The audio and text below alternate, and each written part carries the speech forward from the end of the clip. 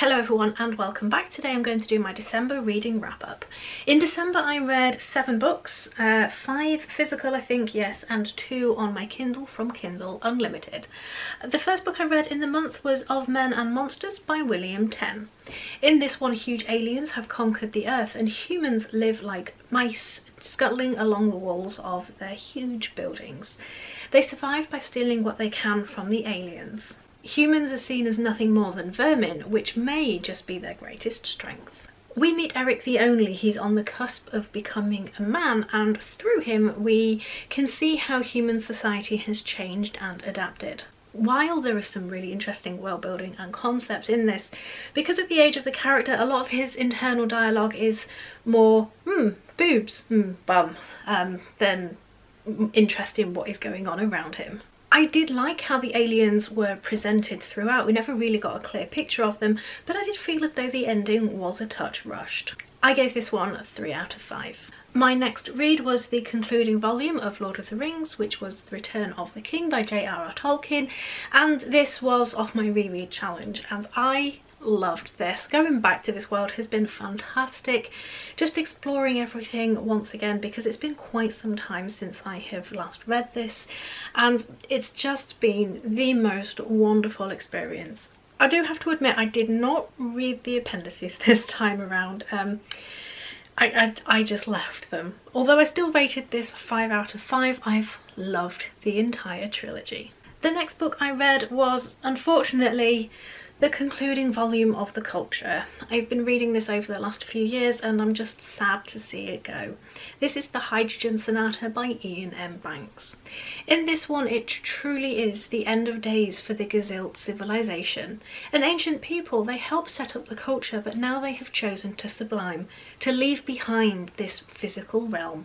But there are still mysteries to be solved, and the vultures are circling. Reading this, I actually realised this would be a perfect middle of the series book. It's just comfortable being back in the culture. I mean, some of the aspects of this are really quite gruesome, as is always, but just being with the culture is just such an easy book to get into after reading all the others, to be honest.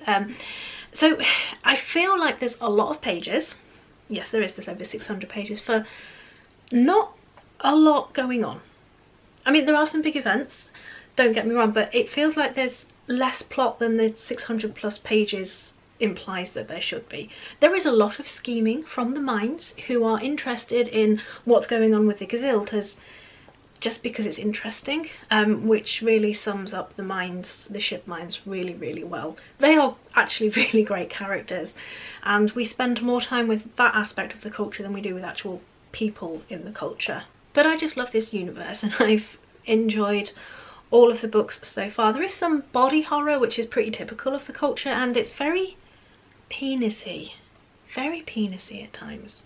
I gave this one 4 out of 5. The next book I read was on my Kindle, and this was from Kindle Unlimited, and this is Starships Made Volume 1 by Glyn Stewart, and I think this is a bind-up of several different episodes in an omnibus edition. Interstellar travel is possible due to jump mages, those that can transport ships with magic. Newly qualified jump mage Damien Montgomery finds himself without a ship, and the interstellar transport ship the Blue Jay finds itself blacklisted, unable to hire a jump mage. Working on board the Blue Jay, Montgomery takes drastic action to save the ship, and now they are being hunted by people on both sides of the law.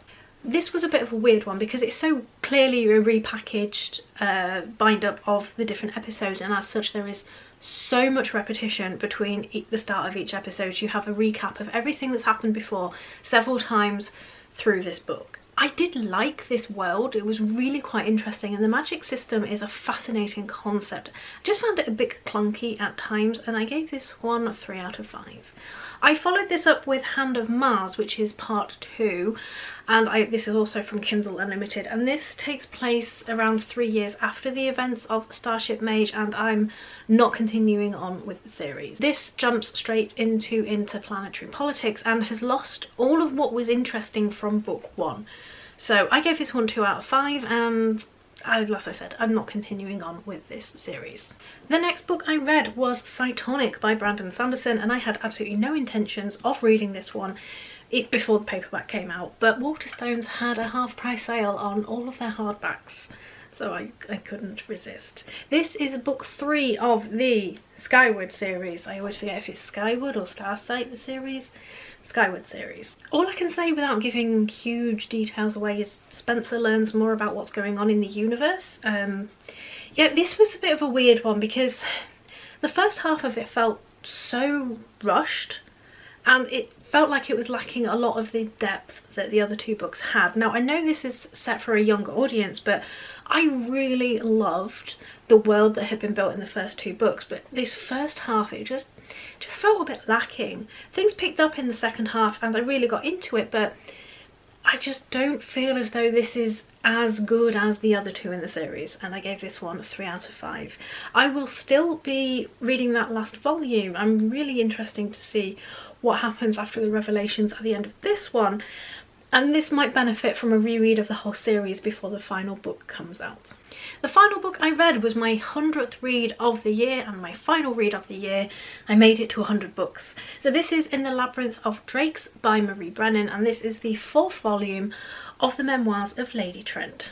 So this details the discoveries that Lady Trent made in Achaea and how her pursuit of knowledge led her to the Labyrinth of Drakes. I always forget how much I love this series up until I'm actually reading it. It's Victorian-esque naturalism but with dragons, and while it doesn't sound like it should be so cozy because Lady Trent has to deal with all the things that come with being a lady naturalist, such as absolute rampant sexism and barriers put up to her, there's just something about this world I just absolutely adore every time I sit down and read it. And also, if I just show you, this has some wonderful illustrations throughout. Absolutely love this. I think there's one more volume originally left, and then the series continues later on, so I'm going to read that as well. So those were all the books I read in December. I would love to know what you read. Thanks for watching, and I shall see you all soon.